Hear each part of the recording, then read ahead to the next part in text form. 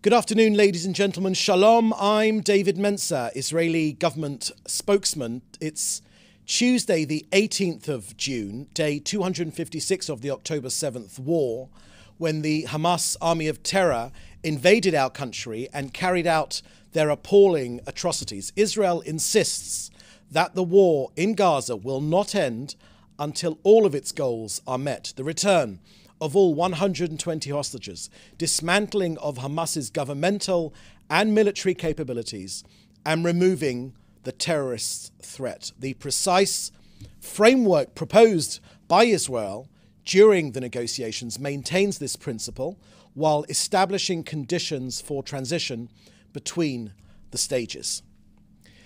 To start today's briefing, I want to update you on our battle against the terrorists in Rafah.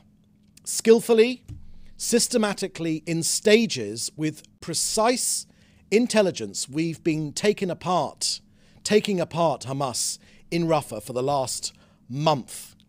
We have operational control over the Philadelphia corridor, absolutely key in starving Hamas of terror supplies and freeing our hostages. Terror outposts in Shabura and Tel al-Sultan are being defeated.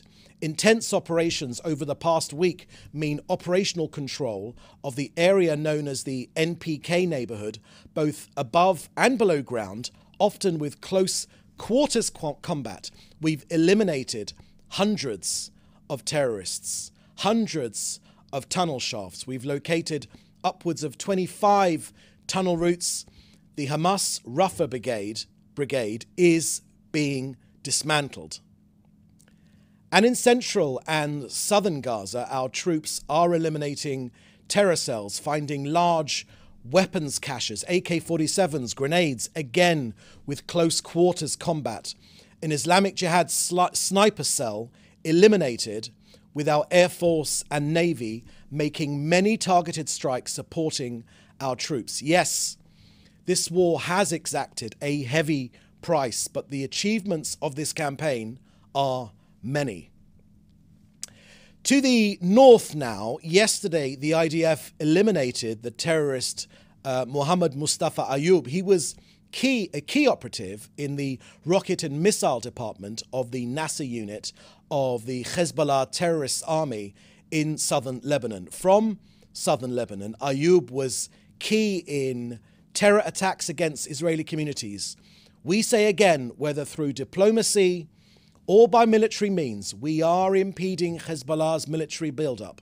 Their stockpiling of weapons for terror against Israelis is being dealt with. I remind you that according to the United Nations, there is no territorial dispute between Lebanon and Israel. Israel's border is precisely to the centimetre where the UN asked for it to be.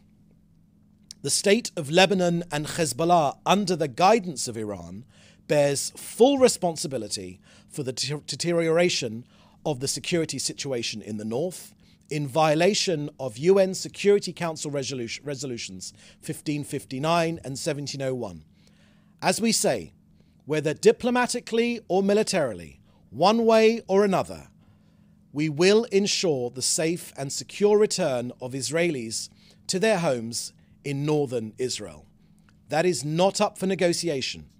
October 7th cannot happen again anywhere in Israel or on any of Israel's borders. Now the latest from COGAT and their work coordinating aid into Gaza, with yet another rebuttal of the famine and starvation, anti-Semitic libel that has been launched against this country. You know, we here in Israel cannot be the only ones to have noticed that the crimes of the 1933 to 1945 Holocaust against European Jewry, that of genocide, of extermination and starvation, are precisely the same accusations made against Israel.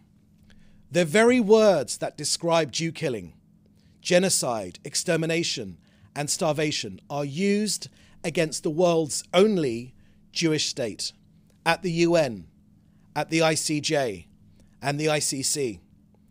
whether unconsciously or in most cases consciously, the crimes of the Nazis and their henchmen are being hoisted on our shoulders so as to exonerate the crimes committed against the Jewish people. So here are the facts, as we say in the Prime Minister's office. The facts don't lie. Just yesterday, 174 humanitarian aid trucks went in, food, medicine, supplies, via Kerem Shalom. Since the beginning of this war, more than 35,000 trucks have delivered more than 670,000 tons of aid into Gaza. More than enough food to feed everyone in Gaza. More food and aid enters Gaza every day, 80% more food than compared to what was entering Gaza prior to October 7th. Only 62 trucks were collected from the Gazan side of Kerem Shalom, all by the private sector, not by the hapless United Nations. Over 1,100 aid trucks full of aid still await collection on the Gazan side of Kerem Shalom. 2 tankers of gas designated for the operation of essential infrastructure in Gaza went in. In northern Gaza, 6 bakeries are now operational. Together, these bakeries produce 1.5 million pita breads every day. Today, Tuesday, between 10 a.m. and 2 p.m., the usual IDF daily pause in operations in neighborhoods in Khan Yunis enables the movement of humanitarian aid. Where there is hunger in Gaza, it is hunger orchestrated by Hamas. The food gets into Gaza, Hamas is stopping it getting to the people. Why? To create the very images that defame Israel. We here in Israel know that Hamas are trying to starve their own people. The international community are slowly waking up to that fact.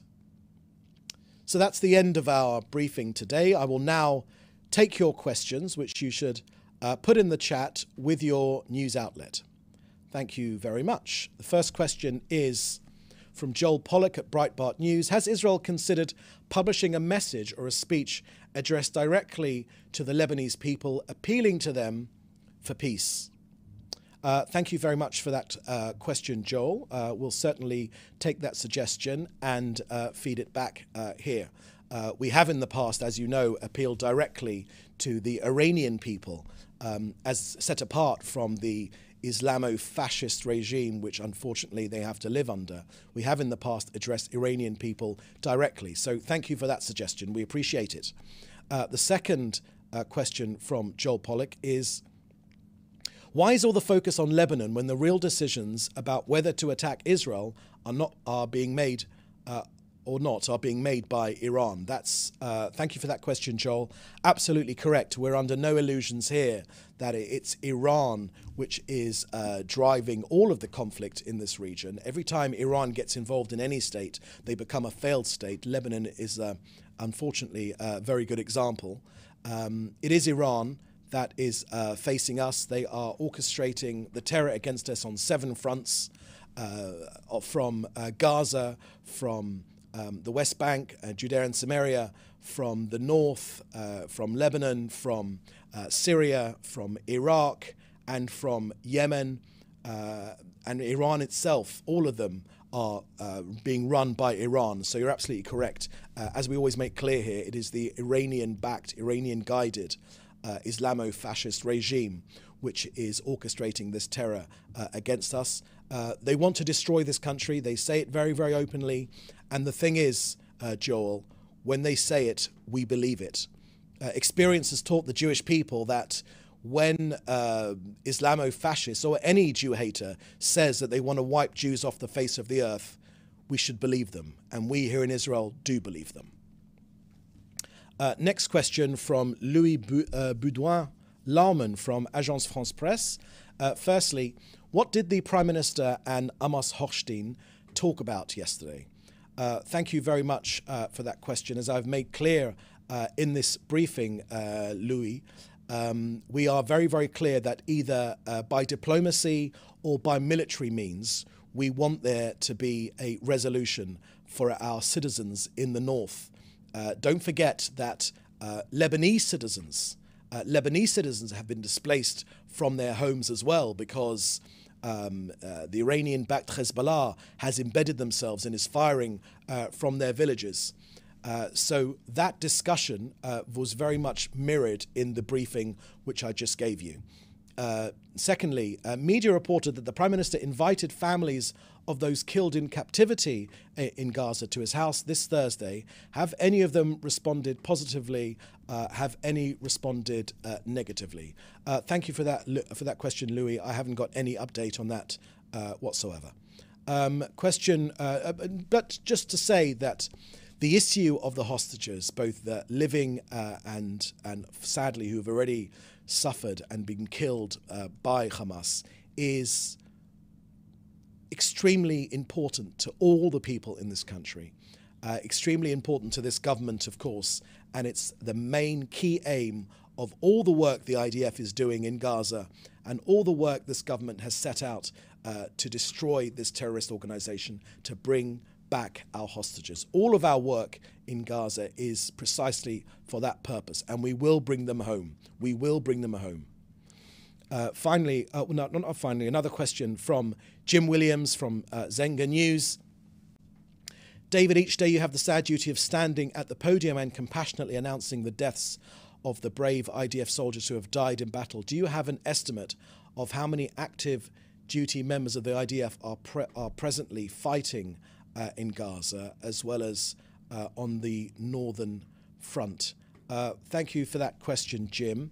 Firstly, thank you for your words. It is my duty to say the names of the fallen soldiers and where they are from and their age and the sacrifice, the ultimate sacrifice they have made for all of us that live here in Israel. And it's a duty which brings me no happiness whatsoever, but it is a sacred duty nonetheless. As to the other part of your question,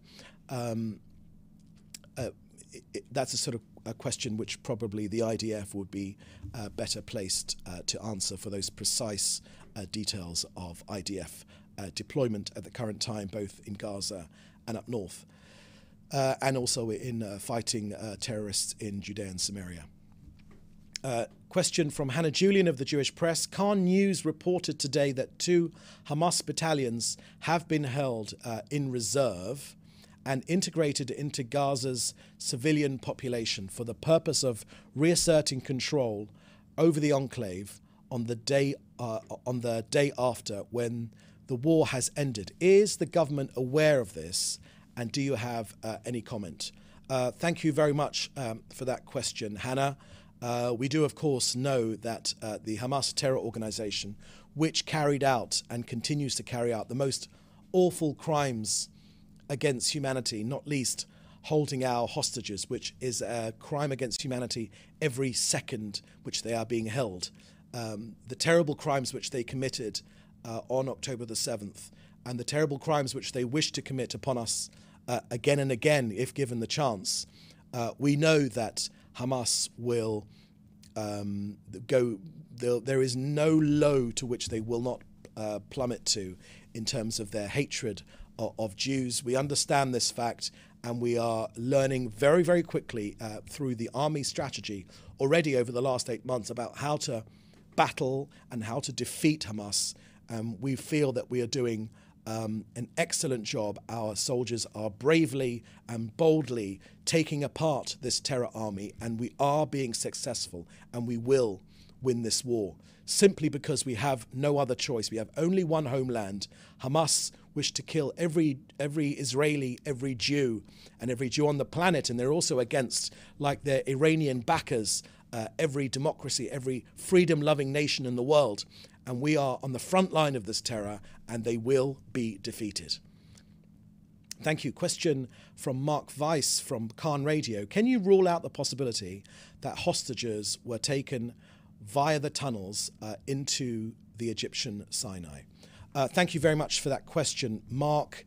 That is an extremely sensitive issue, and I cannot rule anything in or rule anything out.